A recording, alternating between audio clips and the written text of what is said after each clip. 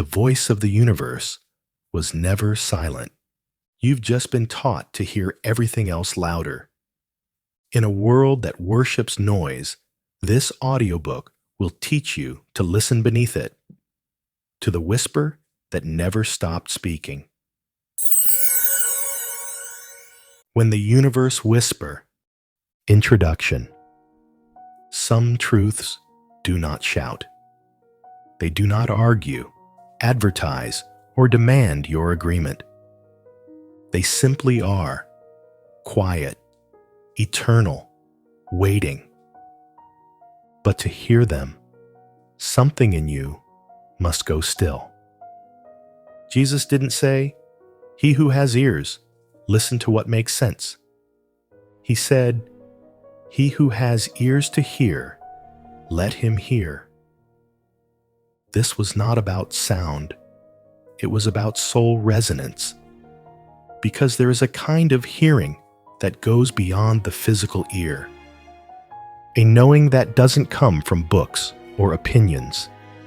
It's the recognition that rises in silence, in awe, in stillness, when the noise of the world finally breaks, and something holy breaks through. This audiobook is not about convincing you of anything. It's about tuning you to the voice you were born remembering and taught to forget. The voice that doesn't beg you to believe, but invites you to return. Not to a doctrine, not to a ritual, but to the frequency of truth. The kind you don't analyze, the kind you just know. In these pages, you'll learn to hear what silence is actually saying. Distinguish the voice of truth from the voice of fear. Stop outsourcing your knowing to noise and reclaim the compass within. Because the real miracle is not that the divine speaks. It's that you were always able to hear. You've just forgotten how to listen. This is your remembering. Chapter 1. The Noise of the World. Why most never hear. The sacred doesn't shout, but the world does. It screams in notifications and obligations. It chants in headlines and hashtags. It roars in opinion, performance, and distraction. We live in a society addicted to sound, not just audio, but attention. We are taught to equate noise with importance. The louder the voice, the more valid the message. The more repeated a thought, the more real it must be. In this chaos, the still, small voice, the one that could lead you home, gets drowned in decibels of fear, entertainment, and urgency. You've probably heard the phrase, "The truth will set you free." But what if the truth first needs to get your attention? And that's the problem. Most people never hear it, not because it's not speaking, but because something else is always speaking louder. Why the inner voice is so easy to miss. The voice of truth is not dramatic. It doesn't force itself into your schedule or beg you to listen. It arrives gently, often when you're not trying, not striving, not chasing. It shows up in the gap between thoughts, in the pause between reactions, in the quiet after surrender. But these sacred gaps are becoming rare. We fill them with scrolling, multitasking, analyzing. We check our phones the moment we feel the discomfort of stillness. We're conditioned to fear silence, to interpret it as emptiness, boredom, or lack of productivity. But silence is not absence. It is presence without interference. And that's why most never hear what really matters. Because they have not learned how to stop listening to what doesn't. Noise has a frequency, and so does truth. Here's something most people don't realize. Noise is not neutral. It carries energy. And that energy often operates on the frequency of fear, urgency, scarcity, or ego. The more noise you absorb, the more your nervous system calibrates to it. You begin to expect truth to sound like anxiety. You begin to trust what's loud, what's popular, what's repeated. But truth doesn't compete for your trust. It simply waits for your clarity. You won't find it in the algorithm of your feed or the barrage of self-help jargon. You won't find it in the voice trying to be right or in the anxious race for answers. You'll find it where noise cannot enter, in the sanctuary within. The difference between noise and sound. This may seem subtle, but it's everything. Noise is sound without purpose. Sound is vibration with intention. The world is filled with noise, but the divine speaks in sound. The sound of your own breath. The rustle of trees when you finally paused long enough to hear them. The voice in you that says, "This isn't right," long before your brain can justify why. Most of us aren't listening for that kind of sound. We're too busy chasing certainty. And certainty is the child of ego. Ego wants proof, volume, applause. But the soul wants resonance. Resonance is when something sounds so deeply true that it doesn't need to be explained. It doesn't even need to be understood logically. It just is. Jesus meant this when he said, "He who has ears to hear, let him hear." He wasn't talking about ears made of flesh. He was talking about the ear of the soul, the part of you that recognizes truth, not by volume, but by vibration. Why truth often sounds like doubt at first. Here's the irony. Truth feels like disruption when you've been living in noise. It feels unfamiliar, and sometimes even wrong. That's because noise is predictable. It tells you what you want to hear. It confirms your bias. It lets you keep your distractions. But truth, authentic, unfiltered, divine truth, rearranges you. It doesn't let you stay numb. It stirs, it convicts, and then it calms. Not the calm of avoidance, the calm of remembrance. When you first hear it, it may not feel like comfort. It may feel like dissonance, like discomfort, like a quiet no, in the face of everything your ego thought was a yes. But that discomfort is holy. It's the beginning of tuning your ear to something higher than habit. The discipline of tuning out. Before you can tune in, you must learn to tune out. This is spiritual discipline, not the kind that shames or restricts, but the kind that clears space.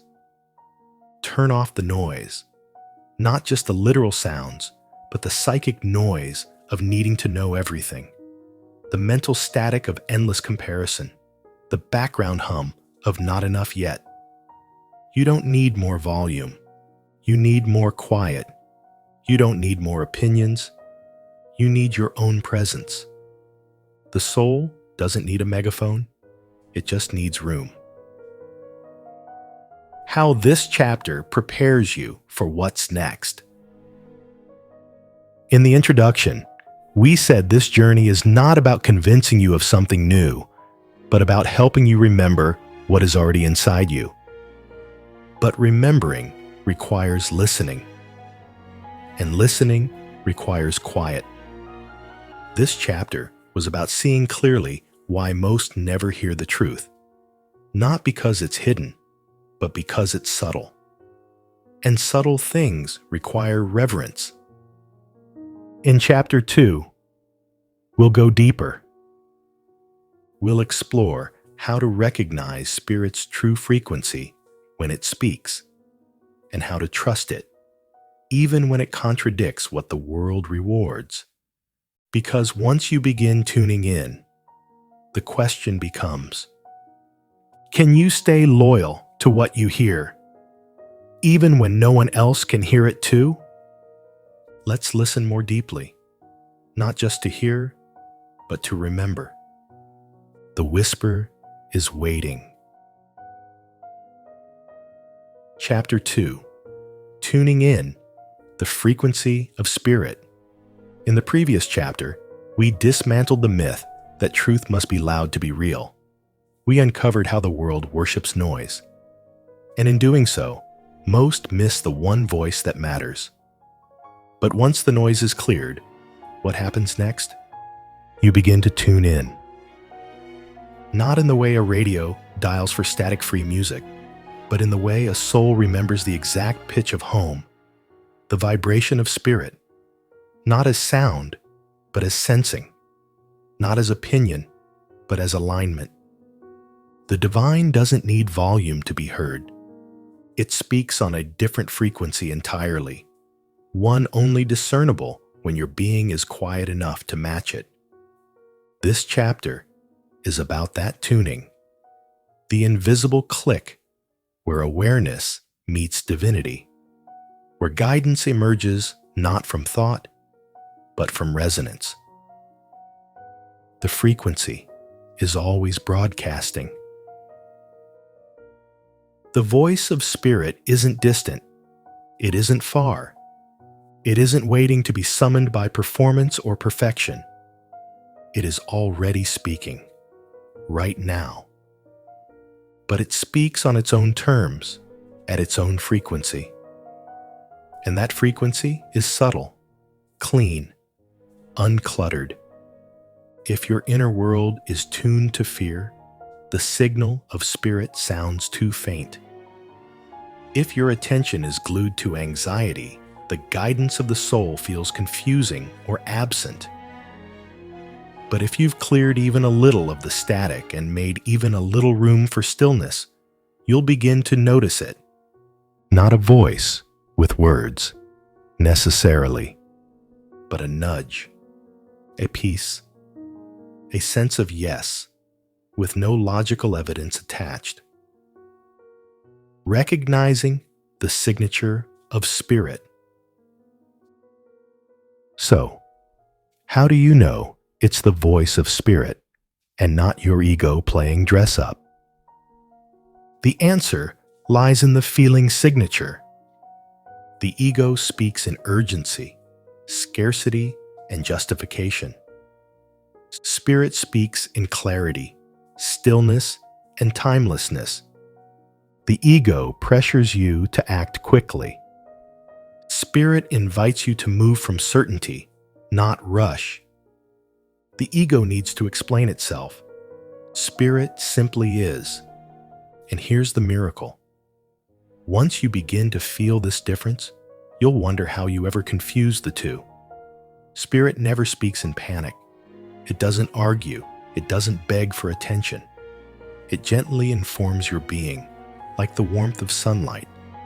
Steady, unseen, but undeniable. Neville Goddard often said, "Feeling is the secret." He wasn't talking about fleeting emotions. He was referring to the felt truth, the inner resonance that confirms something long before external proof arrives. This is tuning in, matching your inner state to the vibration of what already is, not what you're trying to force into being. You cannot hear what you don't match. This may be hard to accept at first, but it's a spiritual law. You don't hear based on how hard you listen. You hear based on how deeply you align. Think of it this way. If a song is playing at 432 Hz, but your inner frequency is cluttered at 900 different wavelengths of worry, you won't catch the melody. Not because the song isn't playing, but because you're not a match to receive it. This is why prayer, silence, and meditation are not spiritual accessories. They are frequency attuners. And this is also why Spirit often waits, not because it withholds, but because it refuses to distort itself to match noise. You must rise into its stillness, not drag it into your chaos. The divine is not elusive. It is uncompromisingly clear. But clarity cannot speak where confusion is idolized. The paradox of quiet guidance. Many people say, if God wants to guide me, why doesn't He just speak louder? But louder is not the language of the sacred. Clarity is. And clarity doesn't arrive through volume. It arrives through removal, the softening of ego, the surrender of overthinking, the choosing of peace over panic. Often, Spirit's voice will say something simple. Wait. Rest. You already know. This isn't for you. You're not late. It doesn't offer paragraphs. It offers direction. It's not always what you want to hear, but it's always what you need. And if you're tuned in, if you're calm enough to feel the click of alignment, you'll begin to trust it even when it doesn't make sense to anyone else. Because when Spirit speaks, it speaks to you. Not to your doubt, not to your social media, not to your reputation, to you, the eternal you. Why it gets easier over time. You don't need to master this tuning overnight. Like building muscle, your spiritual hearing strengthens with use. Every time you choose peace over panic, you tune closer. Every time you pause before reacting, you create space. Every time you follow the soft voice, even when it contradicts the loud one, you confirm your frequency. And that is the journey, not to earn divine guidance, but to recognize it.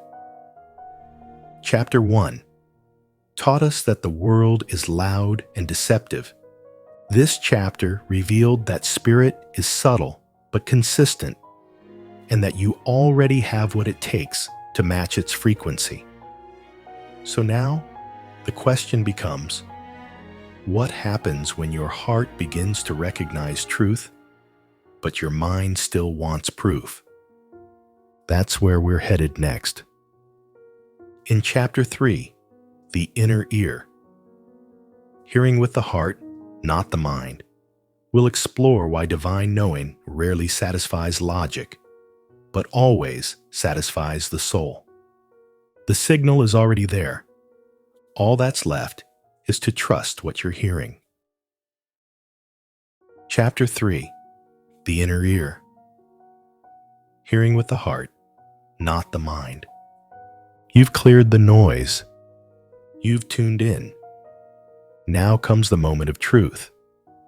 Can you trust what you hear, even when it doesn't make logical sense? Because spiritual hearing doesn't come through the mind. It comes through the heart. And here's the paradox. The heart understands what the mind cannot explain. The heart hears what logic cannot validate. The deeper you go into this journey, the more you'll realize the mind wants answers, but the heart wants alignment. Why the mind doesn't trust the whisper. The mind is a tool, a brilliant, sharp, adaptive tool. But it was never meant to lead your soul. The mind looks for patterns. It needs reason, evidence, and consistency. It is built for survival, not surrender. It feels safer in analysis than in presence. And so when Spirit speaks softly, without proof, without steps or guarantees, the mind panics. Is that really guidance? What if I'm making it up? But what if I'm wrong? Sound familiar? This is not failure. It's just friction. The rub between the known and the felt. Between the language of intellect and the language of intuition. The key is not to silence the mind, but to reposition it. Let the heart hear first. Let the mind serve the knowing that comes after. The inner ear is the heart. Scripture says, man looks at the outward appearance, but God looks at the heart. Not the resume, not the credentials, not the polished logic. The heart. Why? Because the heart is where resonance lives, and resonance is how spirit communicates. When something is true, your heart knows it. Not because it makes perfect sense, but because it feels like home. Florence Scovel Shinn once said, "Intuition is a spiritual faculty and does not explain, but simply points the way." She didn't say it convinced you. She said it points, like a compass, like a whisper. The heart doesn't debate, it directs. Why spiritual guidance often defies logic? Let's be honest. It's unsettling when guidance doesn't come with a map. You sense you're supposed to leave a job, but it doesn't make financial sense. You feel called to move to a city, but no opportunities are lined up. You hear a clear, wait, but everything around you says, hurry. So you doubt. You run the numbers. You ask 10 people. You make pro-con lists. But the whisper doesn't change. It lingers, gently but firmly. Because spirit doesn't shout to out-argue your brain. It waits for you to feel it's still there, after the fear has worn itself out. The mind seeks safety. The heart seeks truth, and the voice of the divine always sides with truth, even if it looks foolish at first. The piece that doesn't make sense. You'll know you've heard true guidance, not because everything clicks on the outside, but because something settles on the inside. There's a kind of peace that doesn't come from outcomes. It comes from alignment. It's a deep exhale, a quiet okayness, a nonverbal yes. The world might say it's risky. Your friends might think it's irresponsible. Even your mind might still be buzzing with counter-arguments. But your heart is clear. That's the signature of spirit. Neville Goddard spoke of feeling the wish fulfilled. But that feeling is not imagination alone. It's embodied peace. It's knowing in your bones that something is already done, even if nothing around you reflects it yet. That's the heart hearing what the mind can't translate. Bringing the mind into service. Let's be clear. This is not about rejecting the mind. It's about reordering the hierarchy. Your mind is a servant. Your heart is the throne. When you lead from the heart, the mind can organize, plan, and build in service of something holy. But when the mind leads, it will sabotage anything it cannot predict or control. Tuning in to Spirit's frequency means listening with your entire being, not just your intellect. You begin to recognize the inner ear, the one that hears beneath the chatter, beyond the narrative, into the felt knowing of truth. This chapter as a bridge. In Chapter 1, we revealed the deafening effect of worldly noise. In Chapter 2, we began tuning in to the whisper of spirit. Now, in this chapter, you've been introduced to the mechanism of real hearing. Not the brain, not the belief, but the heart. The place where truth lands without explanation. And this prepares you for something deeper. Because if your heart hears the truth, then the next question is, do you trust what you hear enough to act on it, even when nothing around you agrees? In Chapter 4, we'll explore why inner guidance often costs you comfort, reputation, and certainty, and why it's always worth it. But for now, remember this. You don't need more clarity. You need more courage to follow what your heart already knows. The voice is unmistakable. The only question is whether you'll trust what you hear. Chapter 4. The Risk of Obedience. When truth disrupts the familiar. By now, the voice is no longer the issue. You've started to feel it.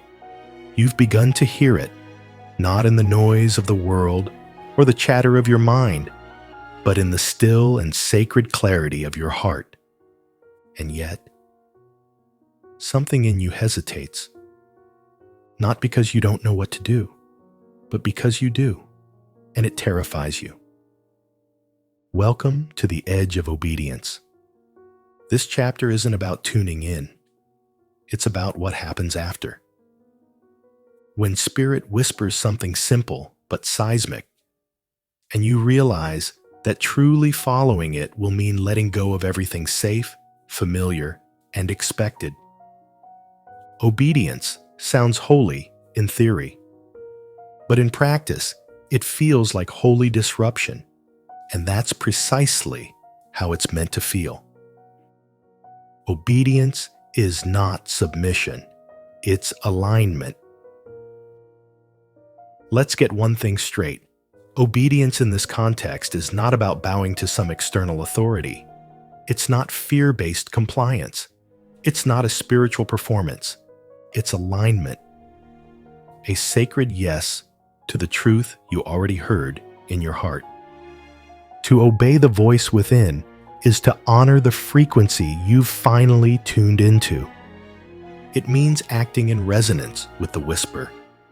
Even when your world hasn't caught up, even when people don't understand, even when your mind is still bargaining for a safer option.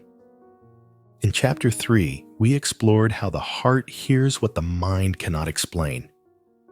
Now, we explore the consequences of listening to that heart. You will be asked to leave something behind, and that leaving is the test. The cost of alignment.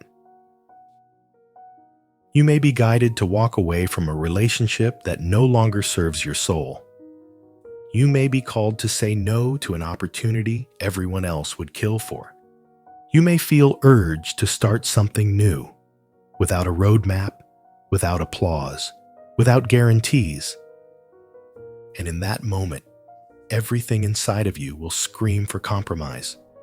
Your mind will say, "Let's wait until it's clearer." Your ego will say, "Let's keep the peace. Don't rock the boat." Your fear will say, "What if you're wrong?" But your heart knows. And obedience is when you choose to act from that knowing, even when it threatens everything that used to make you feel safe. Spiritual whispers often sound like personal upheaval. Here's what no one tells you. Divine guidance is rarely convenient. When the voice says go, it doesn't mean the timing will feel perfect. When the whisper says stay, it doesn't mean you won't feel restless. When the call says trust, it doesn't mean you'll have proof. In fact, the truer the guidance, the more disruptive it tends to be. Why? Because truth, by nature, rearranges illusion. It cannot coexist with half-living, half-truths, or half-heartedness. So when you begin to hear clearly, don't be surprised when things fall apart. Not because something's wrong, but because you're being realigned. Examples in Scripture and Spirit. The Bible is filled with examples of inconvenient obedience. Abraham left his homeland on nothing but a promise. Moses spoke to Pharaoh with only a staff and a stutter. Mary said yes to an impossible assignment that would cost her everything. None of them were given maps. All of them were given whispers, and each had to choose between the security of the familiar and the risk of the divine. You will too. But that's the nature of the path. It doesn't ask if you're ready. It asks if you're willing. Obedience makes room for the miraculous. When you obey the voice of Spirit, even trembling, you're not just taking a risk. You're creating space. You're clearing away everything that's too small, too shallow, or too false to carry what you've asked for. You're making room for miracles, because the voice never leads you into emptiness without also preparing fullness on the other side. Obedience is the gate through which what you prayed for finally finds you. In chapter 1, we confronted the noise. In chapter 2, we tuned in. In chapter 3, we discerned truth from thought. Now, in chapter 4, you've reached the hinge, the turning point where listening becomes living. This is where transformation gets real, not in the hearing, but in the walking. You don't have to be fearless, just faithful. Let's not pretend this is easy. Choosing obedience may cost you approval. It may feel like free fall. It may look irrational to everyone else. But it's not about being fearless. It's about being faithful. Even trembling steps in the right direction carry divine momentum. Your job isn't to have it all figured out. Your job is to move in the direction of what you heard, even if it's just one small, scared, obedient step. That's all Spirit needs to flood your path with grace. And that leads us to a powerful truth. What if the only thing standing between you and everything you asked for is the obedience you keep postponing? In chapter 5, we'll explore what happens after you act, the synchronicities, confirmations, and subtle winks from the divine that say, yes, you heard me right. But for now, sit with this. The voice is clear. Your heart has heard. The path is open. Will you walk it? Because every step you take in obedience, it is a step back to yourself. Chapter 5. Silence Speaks Back. How the universe confirms what you obey. Obedience always feels like a leap into the unknown.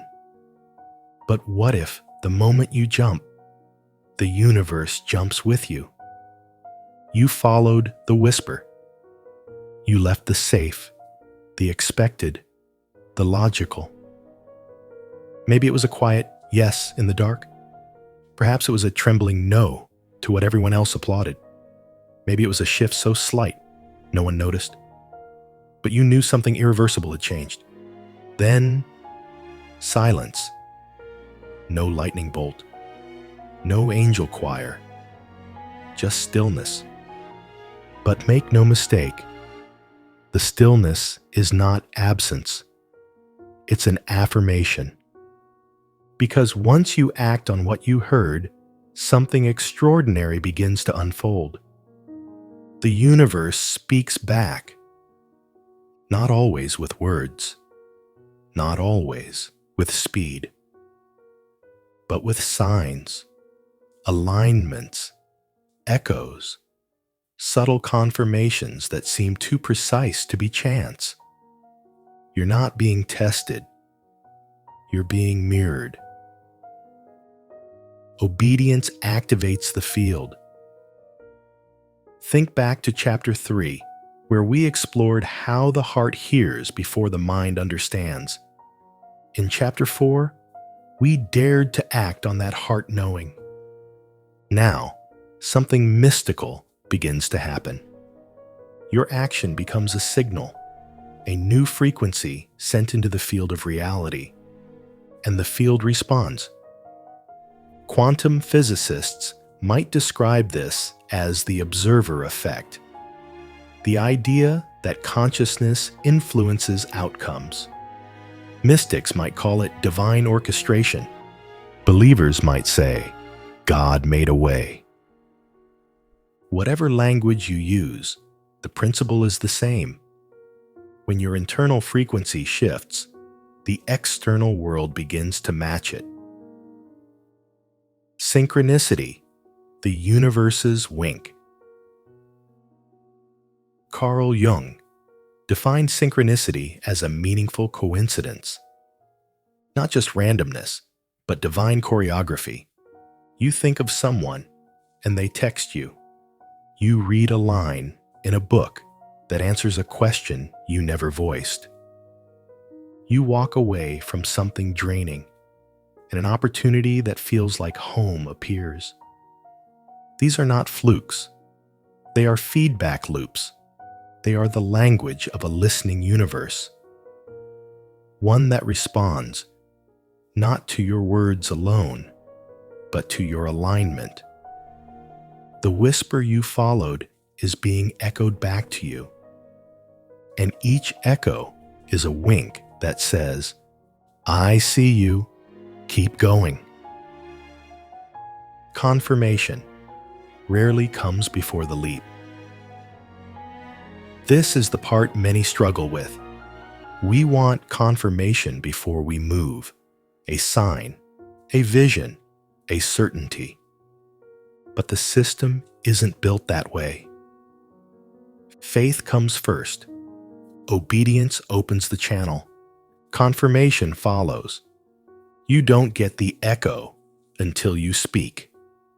You don't get the wave until you step. Moses had to raise his staff before the sea parted. Abraham had to climb the mountain before the ram appeared. You must act from the whisper, not wait for proof of it. The universe rewards resonance, not hesitation. When you stop chasing, it starts arriving. Obedience has a side effect few talk about. It removes static from your field. All that striving, doubting, begging energy dissolves. You stop pushing against life and start moving with it. And when you do, things find you faster. Not because you forced them, but because your signal is clean. As Joseph Murphy often said, your subconscious mind is like a garden. It grows whatever you plant with emotion. And when your action reflects belief, the subconscious gets the message. This is who we are now. So the soil adjusts, the pattern reforms, the mirror changes. How to recognize the echoes.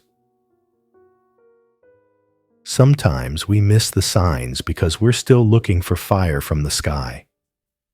But the universe is poetic. It rarely shouts, it nudges, it reflects, it rhymes. Pay attention to sudden clarity that wasn't there before. Repeated messages from different sources. Dreams that feel alive with meaning. Encounters that seem too perfect to be planned. A deepening sense of peace, even when logic says you should be panicking. These are not flukes. They are feedback. They are your whisper coming back to you in new form. When it feels like nothing's happening.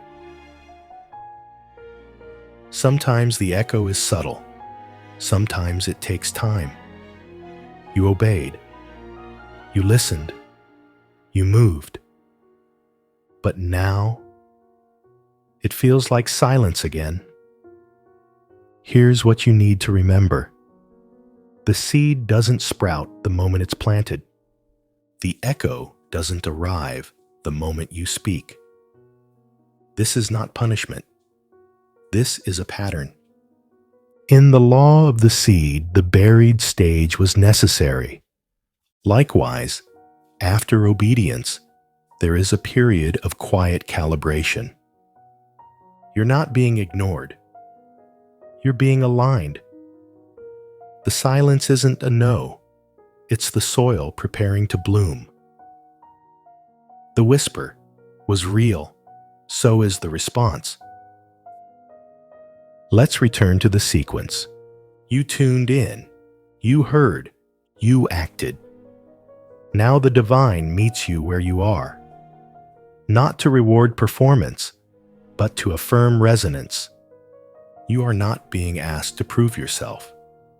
You are being reminded. You are already in dialogue with the infinite.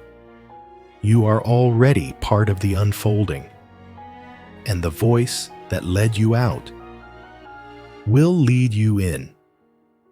In Chapter 6, we'll explore the often confusing space between impulse and intuition, longing and leading, and how to know the difference. But for now, take comfort in this. You were not imagining it. You were not wrong to follow it. You are not alone in this. Heaven heard you, and now it speaks back. In 1,000 small sacred ways. Just listen. Chapter 6. Discernment and Desire. Knowing what's you and what's God. Sometimes the voice is clear. Sometimes it isn't. You've obeyed the whisper. You've felt the echo. But now, a new question arises. One that haunts even the most devoted listener.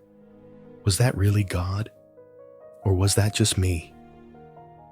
It's the ache of the sincere seeker, the desire to get it right, to not confuse ego for intuition, to not follow fear, thinking it's faith, to not build castles in the sky and call it prophecy.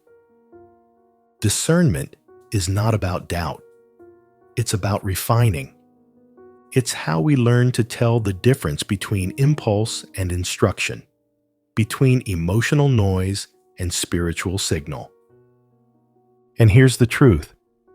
Desire is not the enemy of discernment, but it must be sanctified. The line between longing and leading. Many people have desires, but not every desire is a divine direction. The line between what you want and what you're called to can be thin and often blurred by emotion, history, or ego. And yet, desire itself is not sinful. Desire is the soul's compass, but only when it's calibrated. In Chapter 5, we explored how the universe responds to alignment. Now we examine the source of that alignment. If you align with a fear-driven goal, the field will still respond, but it will mirror your misalignment. If you're chasing validation, it might work, but it won't fulfill. The destination may only amplify your fragmentation if you're moving from wounding. Discernment asks, Is this voice leading me toward wholeness or another performance? What is discernment, really? Discernment is not spiritual paranoia. It is not second-guessing your every thought. It is inner clarity born from spiritual intimacy. You know the voice better when you know the source, not just through scripture, but through silence. Not just through doctrine, but through deep listening. Jesus said, "My sheep know my voice." He didn't say they memorize the rules. He said they recognize the sound. Why? Because they've heard it before. Because they're familiar with its tone. Because they've been in a relationship with it, not just religion. Discernment is not a formula. It's a friendship. Clarity comes from cleansing the channel. Have you noticed? You hear God best when you're not cluttered, when your nervous system is calm, when your mind is not racing, when you're not trying to force a sign. Because clarity doesn't scream. It emerges like light rising in a fog. As Joseph Murphy often taught, your subconscious accepts what you impress with emotion. But if you impress it with confusion, anxiety, or obsession, it doesn't produce miracles. It mirrors chaos. To discern clearly, you must become quiet inside, not because silence creates the voice, but because silence reveals it. How to tell the difference between ego and spirit. There are signs, not rigid rules, but patterns. Ego spirit, urgency, peaceful clarity, fear-based motivation, faith-based pull, outcome obsessed, process trusting, loud, anxious energy, gentle, knowing nudge, self-preserving, soul-expanding. The ego often wants what feels big, fast, or impressive. Spirit often whispers what feels humble, quiet, or hidden. And yet, the whisper carries weight. It doesn't scream, but it stays. It doesn't manipulate, but it moves you. It doesn't need proof, but it produces peace. Discernment is not about choosing what's easy. It's about choosing what's true. The role of desire, a tool, not a master. Desire, in its raw form, can mislead. But sanctified desire, the kind that's passed through fire, prayer, and time, becomes revelation. In Neville Goddard's terms, desire is proof of potential. You could not desire it unless it already existed in the field of your possibility. But Neville also warns, you must assume the feeling of the wish fulfilled, not chase it like a ghost. To do that, you must know the nature of what you're desiring. Does it lead you into wholeness? Does it deepen your integrity? Does it reflect the whisper you've been hearing all along? If so, that desire is not a distraction. It's a direction. When the voice sounds like you. One of the final stages of discernment is this paradox. The more in tune you are with spirit, the more it will begin to sound like you. Not because you've become God, but because the veil between you and God is thinning. You stop hearing the voice as something outside of you and begin recognizing it as the deepest, most genuine part of your being, your soul in communion with the infinite. This is not delusion. It is a union. And at that point, the question shifts from, Was that me or God? 2. Am I living in alignment with my highest knowing? Because when you are, the answer is yes. In Chapter 7, we'll explore what happens when you're sure you've heard, you've acted in obedience, and yet nothing seems to change. We'll look at spiritual delay not as punishment, but preparation. But for now, remember, discernment is not about paranoia. It's about peace. And peace is the echo of alignment. The whisper is still speaking, and you're closer than you think. Chapter 7. The wait is not wasted. Time as a teacher, not a test. You heard the whisper. You obeyed. You even discerned that it wasn't just your desire. It was divine. And yet, nothing has changed. No breakthrough. No confirmation. No clear result. Just more waiting. This is where the journey gets uncomfortable. Not because you've done something wrong, but because now you're walking by faith, without fireworks. The whisper came alive in Chapter 2. You followed it through action in Chapter 4. You felt the confirmation in Chapter 5. You've discerned the voice from ego in Chapter 6. Now comes the crucible of delay, not as punishment, but as purification. Time doesn't test you. It trains you. We've been conditioned to fear waiting, to believe that delay means denial, that if something isn't happening now, it won't happen at all. But the truth is far more sacred. Time is not your enemy. Time is your midwife. It is not testing if you're worthy. It's aligning you with what's already on the way. The delay isn't there to break your faith. It's there to stretch it into something unshakable. You are not standing still. You are becoming.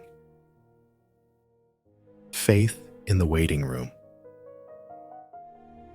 This in-between space, after obedience, before result, is where genuine faith breathes.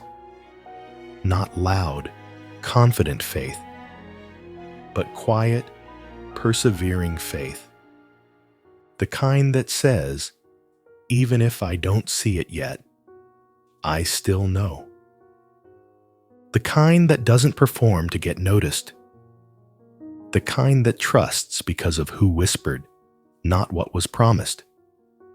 As the prophet Habakkuk wrote, though it linger, wait for it.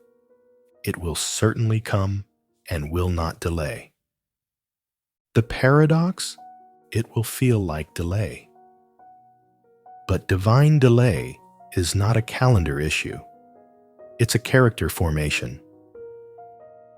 Why results don't come immediately. If everything manifested the moment you believed, you'd never learn depth. You'd never develop discernment. You'd mistake manifestation for magic, not maturity. Waiting isn't passive. It's active alignment. It's a process where your motives are refined. Your ego gets quiet. Your identity shifts to match what you're asking for.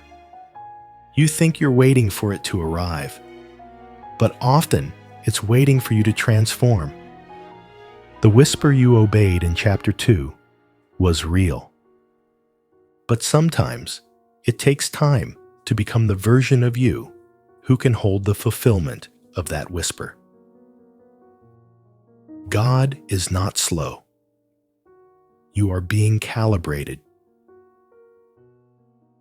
We tend to confuse slowness with absence, but divine timing isn't slow.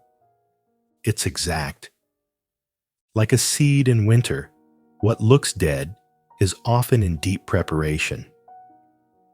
You may not feel progress, but something is shifting. The people meant to find you are moving into position. The version of you required to sustain the next season is maturing. The inner blueprint aligns with the external conditions. In Chapter 1, we said that true hearing begins in stillness. Now we discover that becoming happens in that same stillness. The wait reveals what you really believe. Waiting strips away illusion. When things don't happen fast, your surface-level affirmations begin to unravel. What's underneath is revealed. Do I trust the voice or just the outcome? Am I devoted to the whisper or addicted to speed? Do I only obey when there's a visible reward? This isn't to shame you, it's to free you. Because once your faith is no longer dependent on circumstances, you're unstoppable. The wait detoxes your need to control. It untangles you from the timeline and returns you to trust. This is not dead space. This is sacred recalibration. Signs you're still on the right path. You might not see fireworks, but look for the quiet signs. A more profound sense of inner stillness, even without answers. A growing clarity about what matters and what doesn't. People or patterns gently falling away that no longer serve you. A subtle shift in your emotional baseline. From striving to surrender. These are not delays. They are preparations. As Neville Goddard once said, all transformation begins with an intense burning desire. But the flame must be tempered, not rushed. The burn makes you pure. The wait makes you ready. You haven't missed it. You're becoming it. Maybe you've wondered, did I miss my moment? But timing in the spiritual realm doesn't work like clockwork. It works like alignment. You didn't miss the moment. You are moving toward it, and it is moving toward you. Remember, the whisper doesn't expire. The delay doesn't disqualify. The wait doesn't waste you. It works you. And when the time comes, it often feels sudden. But you'll know it wasn't sudden. It was faithful. In the final chapter, we'll explore what it means to move beyond moments of divine guidance into a lifestyle of spiritual sensitivity. But for now, trust this. If you're in the waiting, you're in the womb of what's coming. The silence is not punishment. It's the deep breath before the miracle. Keep becoming. It's closer than it feels. Chapter 8. When the whisper becomes a way. Living in communion, not just communication. The whisper began as a moment, a sacred flash, a divine tug, a quiet knowing. But now something's shifted. You no longer wait to hear it. You begin to live from it. This is not the same as getting another sign. This does not need a new confirmation. This is the holy transition. From occasionally listening to constantly communing. The whisper is no longer just a voice. It is a rhythm you move to. It's a presence that walks with you, not in front, not behind, but within. Beyond the burning bush. Many seek burning bushes, dramatic signs, moments of glory, goosebumps in worship. But the mature soul eventually realizes the bush may burn once, but the voice continues. In the ordinary, you no longer need fireworks to believe, no longer crave drama to feel divine. You realize that the whisper never left. You just stopped running from the silence. What began in chapter 1 as stillness, what deepened in chapter 2 as obedience, what was refined through delay and discernment, now becomes your default state. You're no longer chasing encounters. You are the encounter. Living from union, not need. To live in communion means you've stopped bargaining with the divine. You don't pray to get things. You pray to stay aligned. You don't listen for signs out of fear. You listen because love tunes your ears. The voice of God no longer feels distant. It sounds like the part of you that's always calm, always steady, always rooted in truth.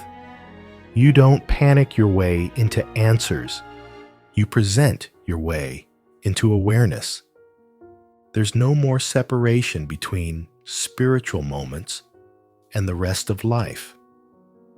Your walk, your work, your words, all of it hums with the sacred. You become the whisper for others. The more you live from communion, the more others feel something shift in your presence, even if they don't know what it is. You no longer have to say, "God told me." You embody the frequency of someone who listens. Your peace becomes contagious. Your actions begin to align without force. Your timing starts to feel miraculous, but it's really just natural when you're in sync with Source. People ask how you know when to move, when to wait, when to speak. And the answer is simple, though not always explainable. Because I heard it in the silence. Faith no longer feels like trying. This is the great exhale. You stop trying to believe. You start believing. It's not about mustering faith anymore. It's about dwelling in it, like a home you've built with God. You know now, the whisper isn't rare. The silence isn't empty. The waiting wasn't wasted. The journey wasn't random. Everything had a purpose. Everything was part of the training. Everything led to this moment, where listening is no longer an event. It's a lifestyle. From guidance to groundedness. When you were new to the whisper, you needed step-by-step guidance. Now, you move from an anchored instinct. You don't flinch when things are delayed. You don't spiral when the plan shifts, because the source never changes. And you've made your home in that steadiness. Jesus meant this when he said, "The kingdom is within you." Not a place to arrive at, a presence to remember. The whisper was never separate. The ultimate revelation, the voice you've been hearing all along, wasn't something outside of you trying to get in.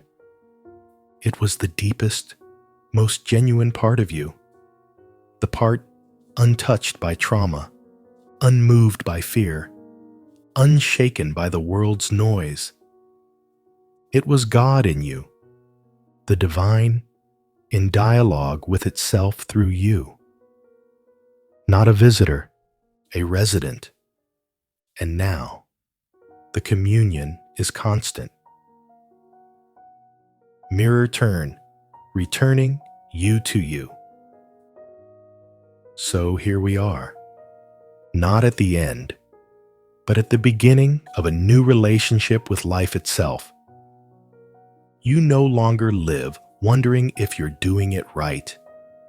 You live from awareness. You live from stillness. You live from the whisper that became a way. And when you forget, as we all do, you now know where to return. Not to effort, not to striving, not to panic, but to presence, to the calm within the storm, to the knowing beyond explanation, to the voice that never left, only waited to be heard. The whisper lives in you. Let it lead. You've listened long enough to know now. The voice you were chasing was never far. It didn't come in thunder. It didn't beg to be believed. It waited in silence until you stopped filling the space. The whisper was never a sound. It was a signal, a frequency that matched your soul before you had words for faith. Every moment of doubt was really an invitation. Every pause and clarity was a deeper attunement. Every delay, a divine echo asking, "Will you still believe when it's quiet?" Now you know, stillness was never empty. It was sacred. And the silence wasn't the absence of God. It was the presence of everything true. You are no longer the seeker. You are the sanctuary. No more noise, no more chasing. Just this, a soul tuned to its source. A life lived as the answer. A heart that doesn't need to scream to be heard. Because it has finally said yes. Yes to the whisper. Yes to the way. Yes to what was always waiting for you to remember. He who has ears now hears.